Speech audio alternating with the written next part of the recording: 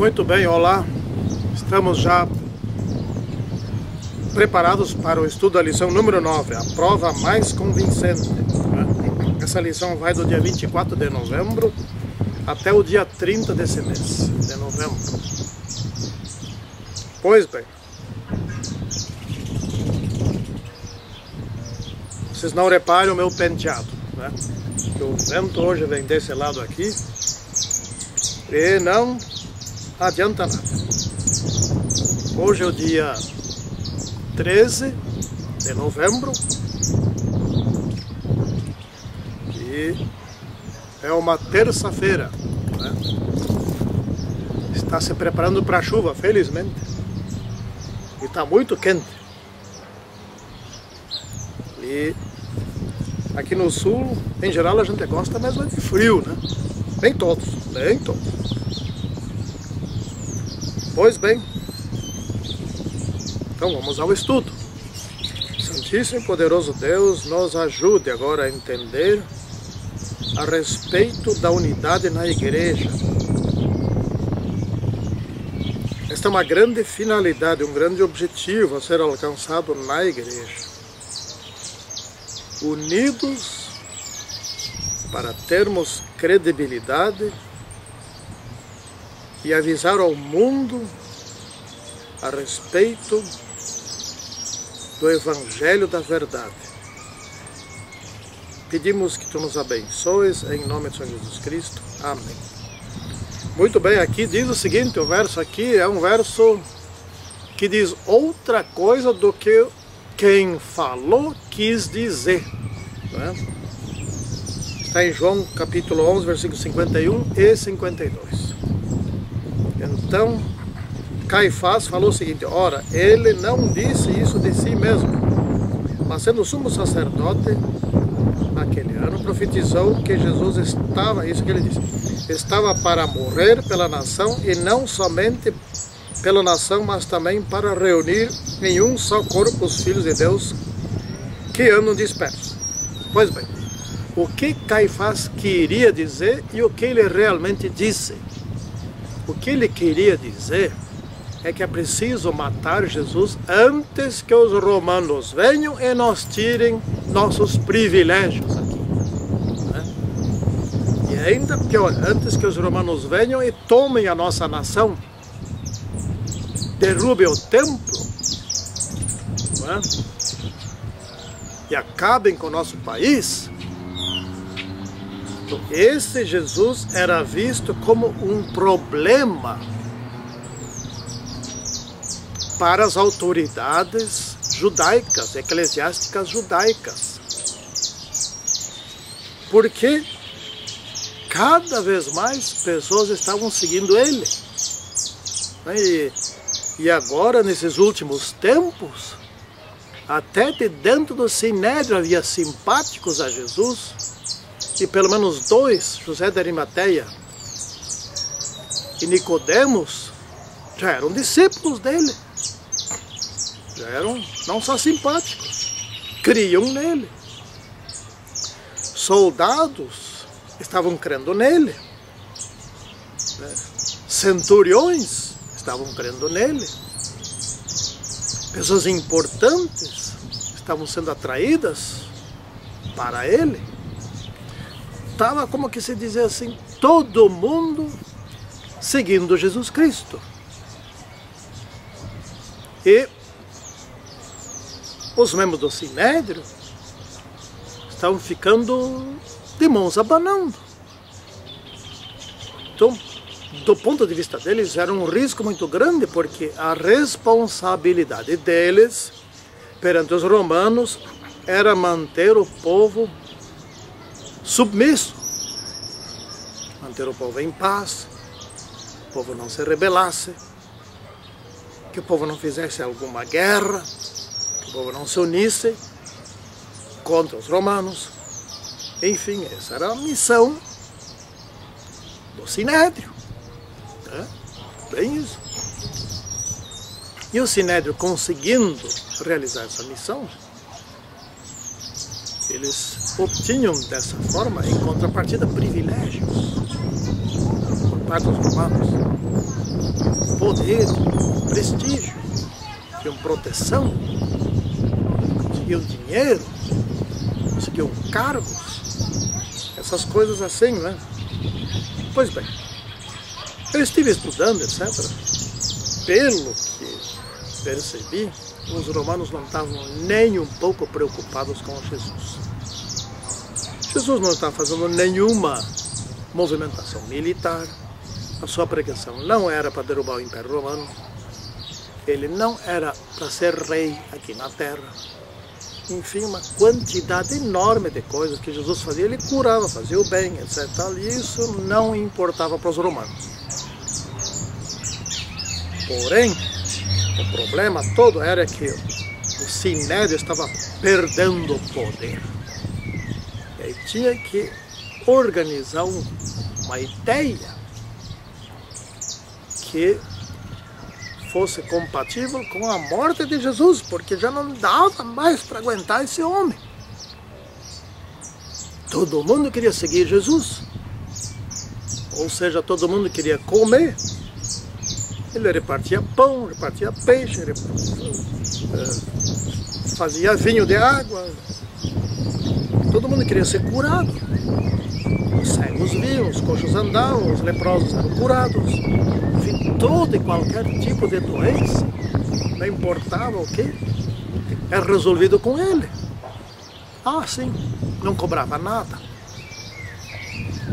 E ainda por cima falava coisas tão maravilhosas que era agradável ficar horas e horas ouvindo. Em contrapartida daqueles chatos palestrantes do Sinédrio, que não contribuíam com nada. Jesus amava as crianças, Jesus amava os idosos, amava os pobres. Enfim, para Jesus não tinha diferença. Se um rico viesse falar com ele, ele o recebia. Se um pobre viesse falar com ele, eu recebia todos.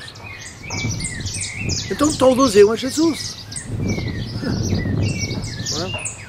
Logo, o que Caifás disse, de fato, ele quis dizer, tem que matar esse homem, antes que os romanos venham e nós tirem os privilégios. E o que ele disse de fato? Precisa morrer um para salvar a nação e salvar o mundo inteiro. De fato, Jesus veio para morrer pela humanidade. E aquele Caifás e aqueles membros do Sinédrio seriam as pessoas que iriam realizar esse fato, essa profecia, do lado errado. Não é? Bom, se arrependessem depois, seriam ainda assim salvos. Mas a pergunta a questão é a seguinte: como é que alguém que tem esse tipo de intuito, esse tipo de pensamento, vai se arrepender?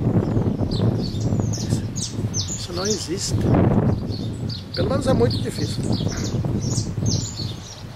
Então nós estamos estudando aqui essa semana sobre a missão da igreja. Né? A missão da igreja é trabalhar pela reconciliação aqui na Terra. Não é? A reconciliação entre nós, adventistas do sétimo dia. A reconciliação entre as pessoas do mundo inteiro, enfim, todos se reconciliando com Jesus Cristo, com o Criador. Não é? Esse é o nosso ministério. O ministério da reconciliação foi um ministério doído para Jesus. Porque para haver reconciliação, precisa haver perdão dos pecados. E para haver perdão dos pecados, alguém precisa pagar por esses pecados.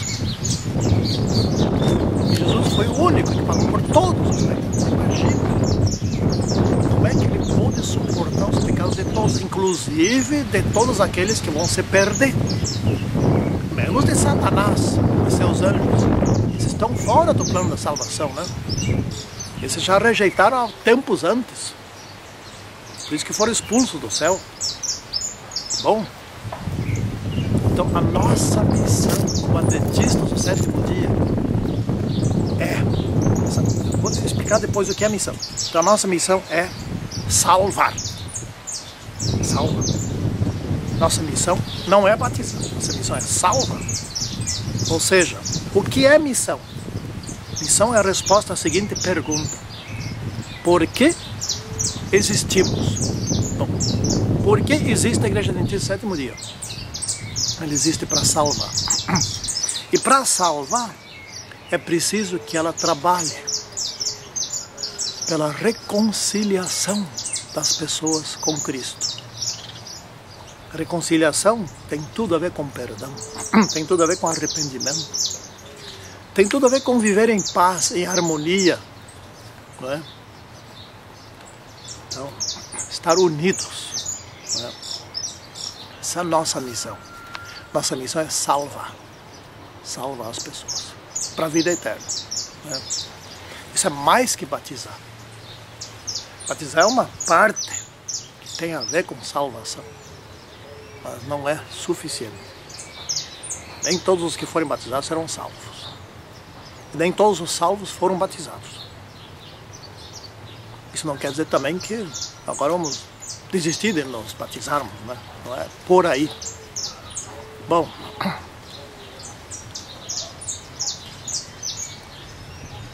o que quer dizer aqui essa unidade prática? Nós podemos traduzir isso por um outro conjunto de palavras. Isso quer dizer seguir a Cristo. Ponto. Isso também quer dizer ser como Cristo é. Como Cristo foi e como Cristo é. Ou em outras palavras ainda, significa estudar a Bíblia e colocar em prática. Eu sempre tenho dito o seguinte, não é? Nós devemos reforçar aquelas coisas que ao lermos a Bíblia nós descobrimos isso já estamos fazendo certo. Então faça isso com mais convicção ainda. E nós devemos mudar aquelas coisas que ao lermos a Bíblia nós descobrimos, opa, aqui eu não estou agindo corretamente. Então isso tem que mudar, e mudar logo. Naquele instante. Se for o caso, pare a leitura da Bíblia, ore, etc e tal, e resolve essa questão. Vamos supor que alguém seja acostumado a fazer bullying dos outros. Isso é bem comum, né? Fazer chacota dos outros. Por exemplo, tempos atrás, era um casal, eles tiveram filhos, mas eles demoraram para ter filhos. E a chacota que se formou, qual dos dois não funciona? Para que isso? Essa pessoa vai ler, mas isso tem nos mandamentos? Não matarás. Esse é o mandamento, abrangente, amplo. Fazer chacota é diminuir o outro. Não faz bem, faz mal à saúde, faz mal ao psicológico. Não é? Se você descobre que isso está errado, pare a sua leitura e resolva isso logo e nunca mais faça isso. E provavelmente, mais dia menos dia, vai vir a tentação de fazer de novo naquele instante. Ore a Deus, Deus me socorra, porque veio agora de novo aquele problema. É assim que se luta. Tem que brigar com o mal. Mas não brigar sozinho. Tem que brigar orando. Experimenta fazer isso. Sabe quanto tempo leva para o mal, para aquela tentação desaparecer? Eu não sei, mas é uma fração de segundo. Pois bem, vamos seguindo em frente aqui, porque essas lições aqui são extremamente práticas, né? E tem uma parte muito bonita na de quarta-feira, unidade em meio à diversidade. A diversidade não é um problema. A diversidade é uma solução. Eu tenho dito o seguinte: a diversidade é as pessoas se aproximando de como Deus é. Deus não é muito criativo? É. Deus não é muito inovador? Deus não é muito abrangente? Olha só aqui, veem por aí quantas flores, quantos tipos de passarinho, quantas coisas lindas que Deus fez, né? Agora estão florescendo nossas pitaias ali na frente, de noite, só florescem de noite, né? Coisa mais linda. Todas as noites eu vou lá polinizar para ver se dá fruto. Não sei se vai dar, primeira vez que estou fazendo isso, mas estou fazendo. Mas é lindo, lindo, lindo. Deus ama a beleza. Pois bem, de onde vem isso em nós? De onde? Da diversidade. Eu penso de um jeito, minha esposa pensa de outro jeito, minha filha pensa de outro jeito, minha filha pensa de outro jeito, a gente debate, conversa, etc e tal, e acha uma solução, um encaminhamento, uma via diferente do que cada um tinha e superior ao que cada um tinha. Mas isso não é divino? Mas claro, é assim que nós nos tornamos mais parecidos com Deus. É assim que nós nos tornamos mais criativos, mais inovadores, mais inventivos, né? Mais originais. Saímos do quadrado, saímos do comum, da via de sempre. É assim que nós inovamos, pela diversidade. Então temos que não só respeitar a universidade, como praticar a diversidade, não é? Porque isso é divino. Então aqui temos, por exemplo, a questão dos fracos. Eu não diria assim, acho que essa palavra não está muito adequada. Respeito aos fracos. Respeito aos diferentes. Melhor, não é? Tem alguém na igreja que é diferente de mim, então não posso apontar o dedo para ele. Ele é diferente. Eu estou me referindo às diferenças, do tipo, por exemplo, aqui no tempo em que comiam aqui, um só comia legumes, e ele apontava o dedo para aqueles comedores de carne ali, vão se perder tudo, e os comedores de carne, esse cara aqui também só come legumes. Gente, um debate construtivo entre eles criaria melhores soluções do que esse debate destrutivo. Esse é o chamado debate não proveitoso, que arruína, que cria facções, que cria diferenças, que cria animosidade. Não, nós fomos feitos para debater, mas não desse jeito. Nós fomos feitos para construir, não para destruir. Temos que ser mais inteligentes, né? E aproveitar as diferenças entre nós para construir, para inovar, para aperfeiçoar, gerar soluções novas, né? Para tornar a igreja mais atraente a nós mesmos e aos de fora. Porque às vezes os nossos cultos passam um ano, passam 2 anos, etc. E é sempre a mesma ladainha, ninguém inventa nada de novo. Se torna chato, né? Nós precisamos ser criativos, porque Deus é criativo, Deus é inventivo, Deus é da diversidade, Deus é do belo, né? Do inusitado. Sim, nós devemos ser. Está aqui, unidade em meio à diversidade, não é? Então, aqueles que são diferentes, eles podem trazer contribuições, temos que falar com eles, temos que respeitá-los. Não estou me referindo àqueles diferentes, tipo assim, que se vestem como o mundo, estou trazendo o mundo para dentro da igreja. Outra história, não é disso que está se falando aqui, né?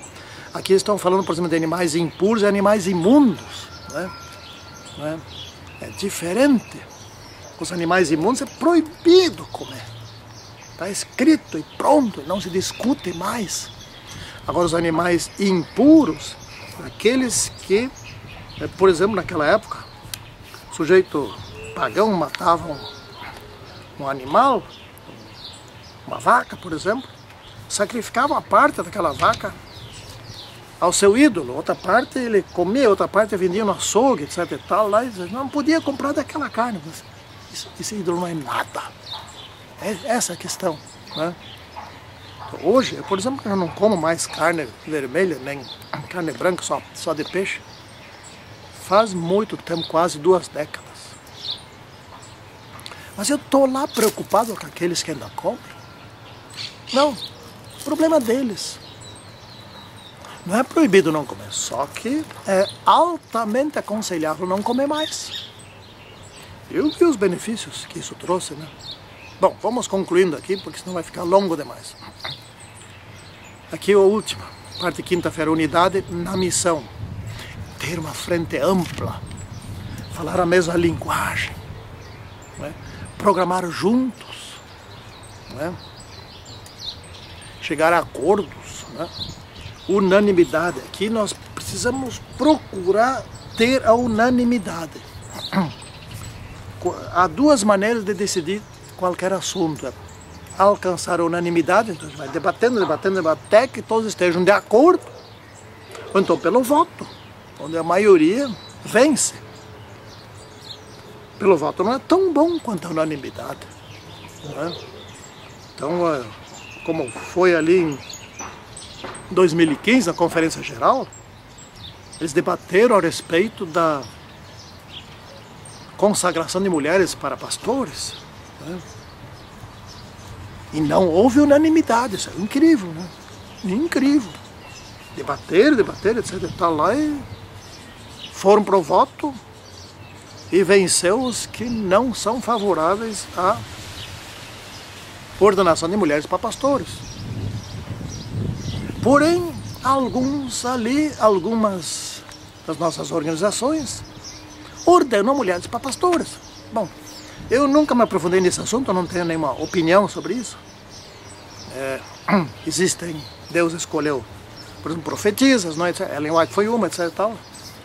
E eu não sei dizer bem, porque eu não me aprofundei. Nunca me interessei, eu acho que nunca vou me interessar, mas o que eu tenho a dizer é o seguinte sobre isso. Se a igreja tomou esse voto tem que ser respeitado. Se nós não respeitamos nem mesmo os votos da nossa organização superior, mundial, global, então não somos mais a Igreja de Cristo. Somos uma fragmentação de conflitos. Isto daí não é mais a Igreja de Cristo. Nós temos que ter unanimidade. E na missão temos que ter unidade. Não podemos dizer uma coisa, outra coisa. Ou um trabalhar de um jeito, outro trabalhar de outro jeito, que seja conflitante. Podemos um trabalhar de um jeito, outro de outro jeito, outro de outro, mas que não seja conflitante, sim complementares. Temos que ser inteligentes. Não é? Então o Evangelho precisa ser proclamado ao mundo. E isso não vai ser difícil. Se crerem em nós. Eles crerão. Se nós formos uma unidade entre nós.